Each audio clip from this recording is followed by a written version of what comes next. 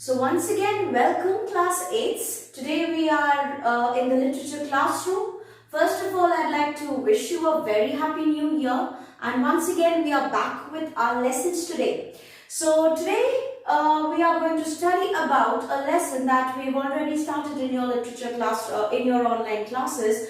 That is The Monkey's Paw. And it has been written by W. Jacobs. So over here, let's see. First, we are going to, in this lesson today, we are going to learn about two things. One, it will be the themes that are there in the chapter, and second, about the author. Right. So over here we have, I have written certain facts about our author today, and we get to know about that. So William Wynberg Jacobs was an English author, and he was best known for his farcical comedies or absurd comedies that used a lot of farce, which means absurd or over-the-top things, exaggerations, over-the-top events that were used in such comedies, So he's best known for those, but however, he came to his literature career quite later on. First, he began as a clerk in a post office, and the story Monkey's Paw is written, it was written in 1902, it was published in 1902, and it was a part of the collection of short stories, The Lady of the Barge. Now, William Jacobs, he wrote three kinds of stories, okay? First, it was either, the first kind would be misadventures of pirates or sailors. He wrote about their lives, their misadventures, adventures and misadventures, obviously. Okay, misadventures which entailed a lot of trouble and everything. And then he wrote about the skills of slow-witted villagers. Basically, he focused on the rural people living in the parts of Essex, all right, and he talked about how artful they were, how skillful they were, but they were also slow-witted. Okay, so that also entailed some sort of farce that was there in his genre of stories. And he wrote tales of macabre. Now, our story today, The Monkey's Paw, is one such story which comes under this category, the third one, Tales of Macabre. What do you mean by macabre? Macabre is something that instigates the fear of death in a person or a reader. Fear of death is instigated, alright. So, that is your macabre, morbid, something which is morbid. Very gloomy, very tragic, okay, as tragic as death. So if that is instigated in the reader, it means it is macabre. Okay. Not only regarding stories, there are gruesome events. So gruesome is one synonym that you can use for macabre.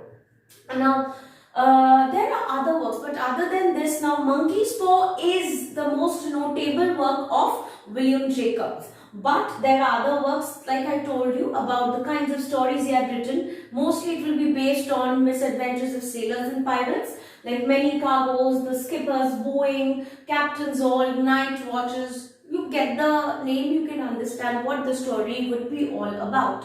So that was William Jacobs for you.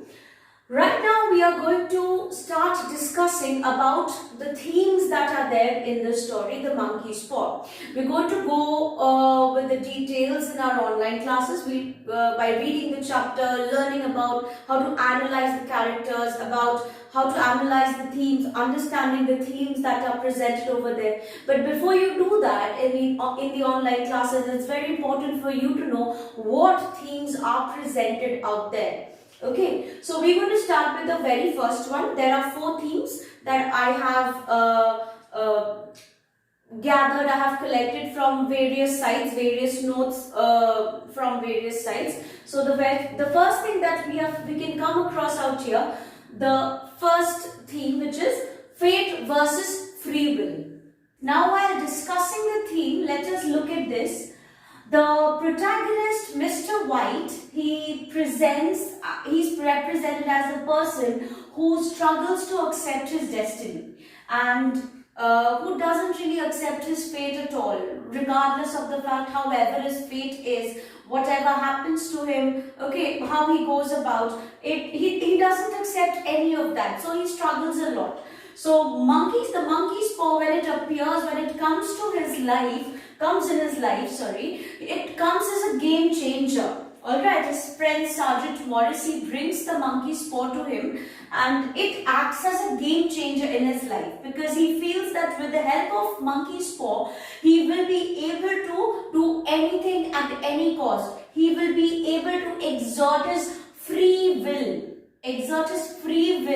in all the situations that happen in his life. So that is what he had thought about.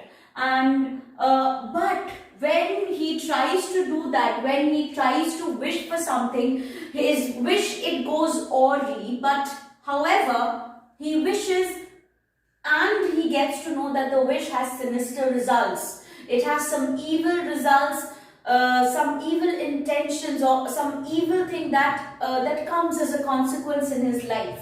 And this is why, because he is meddling with fate. And meddling with fate costs a lot, it costs much. So it is supposed to be life destroying. There are life destroying things happening when he meddles with fate. Through this character, what Jacobs wanted to show us, that a person must accept their own fate, however it is. Now, some people believe that they would write their own destiny, but some people believe that this is this is my fate, whatever it is going to happen that way. But the work definitely decides your fate. However you go, whatever you do, it decides your fate. So this was Jacob's point of view that he wanted to present to his readers, that one must always accept one's destiny or one's fate as it is. So we get this from the opening scene of the story, where Mr. White, he tries to change his fate a lot in the chess game. All right, when he tries to change it, he tries to change the fact that he had lost a game because of his recklessness, because he did a very sharp move. He gave a very sharp move in the game of chess, and he loses to his son Herbert. He tries to distract him to other things with other things, but Herbert is bent on the fact that he has lost and he has won, that Herbert himself has won. So through the opening scene also we understand that his reckless nature, it just pushes him to try to change his fate a lot. And the monkey's paw, if we come to the superstitious element itself, the monkey's paw had was an item in which a fakir had cast a spell, an Indian fakir, a wizard, obviously. Okay, now the purpose of the fakir to cast a spell was because he wanted people to believe that they need to go with their own fate. They need to accept their own fate. So he wanted to establish this fact. And that is the reason why he had cast a spell on this item with such deadly consequences. Because in the end, he wanted people to believe that they need to accept their fate as it is. So Mr. White, he represents the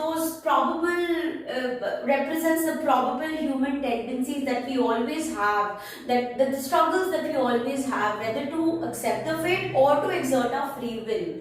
So this is the theme of fate versus free will, the battle between fate and free will that we humans constantly have in our minds. Okay, and this has been presented very exquisitely in the story, The Monkey's Paw.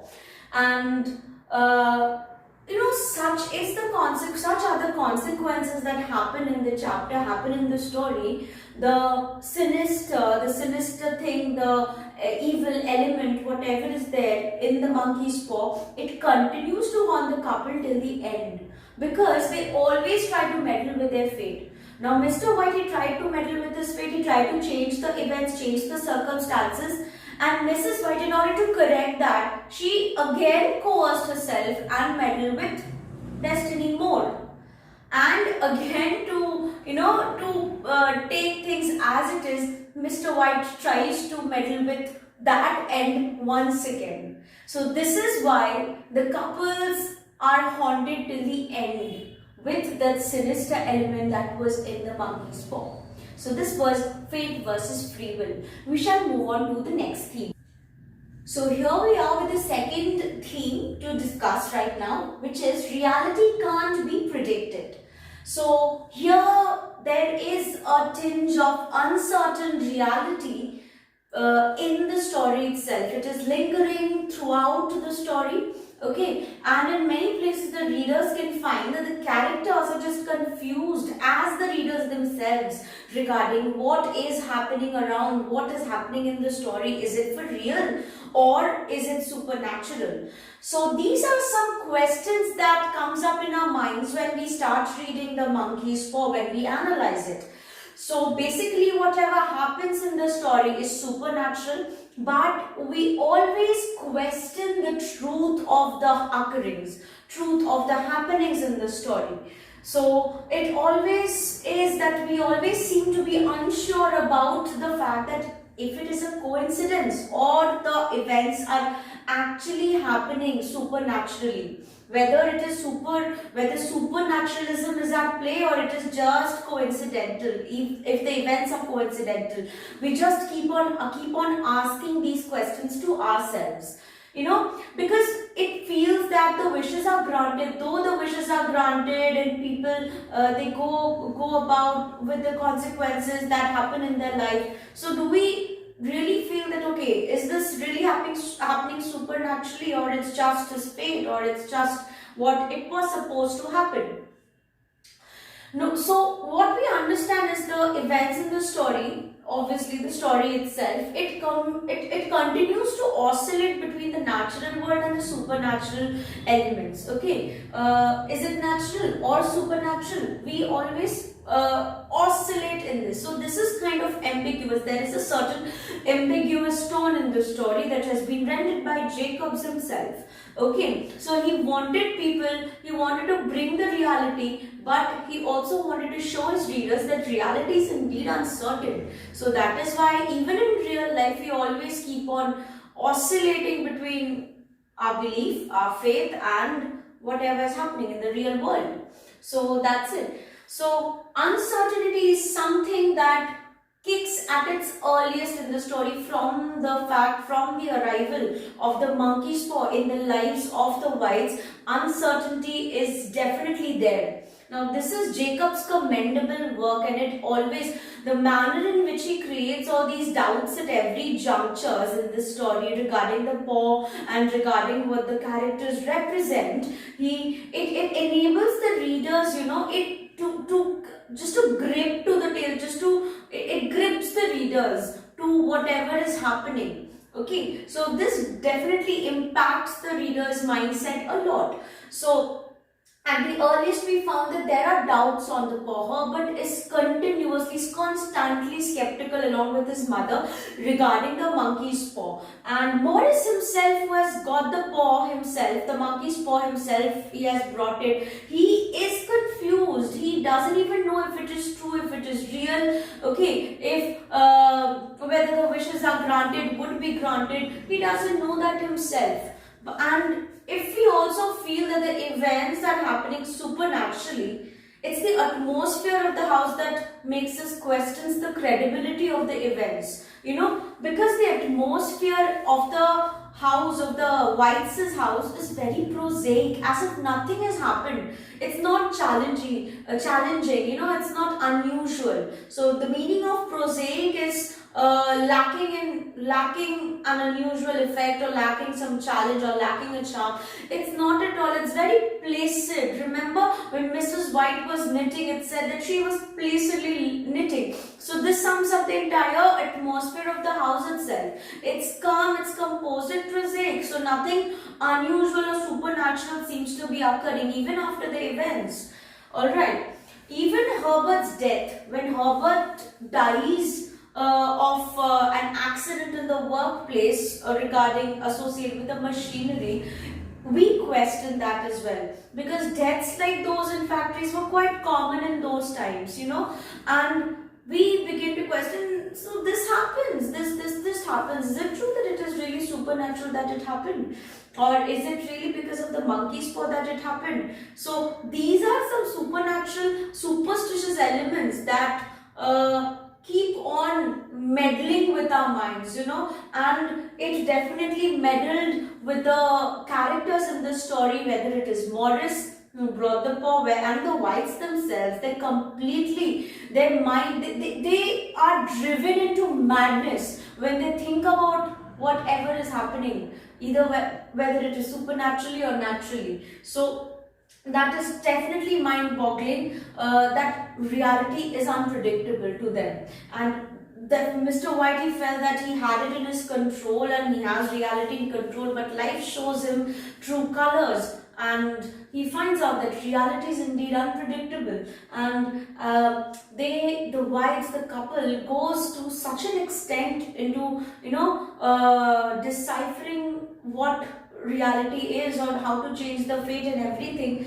At the end, they're just unable to interpret reality at all. So this is what I would definitely say. This is some sort of insanity that has crept up into their lives.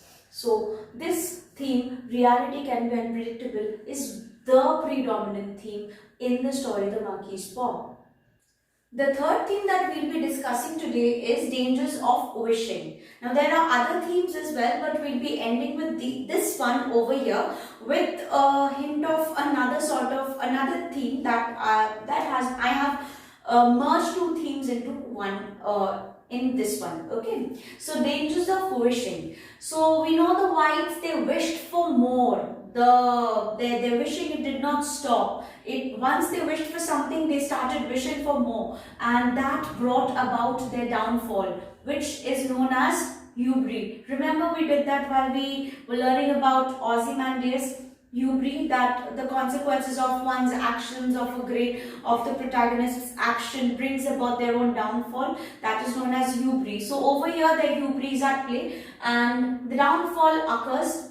Mr. White, he's a contented man. He should be a contented man with a happy family, a good home, a comfortable home. There's money. But he wishes for, he does something that he shouldn't have done. He wishes for what he doesn't need. Money, he already has that with himself, but he wishes for it, the one that he does not require. And therefore, it becomes very outlandish or unfamiliar. And that brings about all the difficulties in his life. Now, Mrs. White, what she does, and when their wish is fulfilled, let me tell you about this, when the wish is fulfilled, and that comes as a consequence, as they have to pay a bigger price to get that wish fulfilled. Herbert dies, and as a compensation for that, they get the money. He wishes for that money, gets that as a compensation for his only son's death. And Mrs. White, when she understands that the monkey's paw, it holds a lot of power when this happens, when they get the money, that it holds a lot of power, she wishes, now this time a more serious one than the first one. The first one was money, was their greed. And the second one, she wishes, she again doesn't accept her fate like her own husband, and she wishes something more serious to bring back Herbert to life. And this is where we can find glimpses of unchecked greed, children.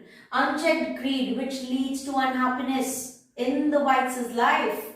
And this is an intense desire, the intense desire, there's no stopping to it. There's no stop to it. You cannot draw a halt. You cannot come to a halt when you have so much desire. It's like fire, just like a fire in the forest, a forest fire eats up the entire forest. So the intense desire, that greed is like fire in the heart of a human being. Wishes for more. The person is not satisfied at all. You wish for something, you desire for something like that, intensely. You get that, and you again move on to the next. A human heart is not satisfied at all. So what happens as a consequence? Mrs. White's wish, a living corpse is raised. Herbert, he doesn't he comes in flesh and blood, but a decaying flesh and blood. which is very scary and freaky indeed. And so this entire scenario that Jacobs presents us to his readers, he asks us to be careful what we wish for, because wishes, they come at a great consequence. They have a huge cost.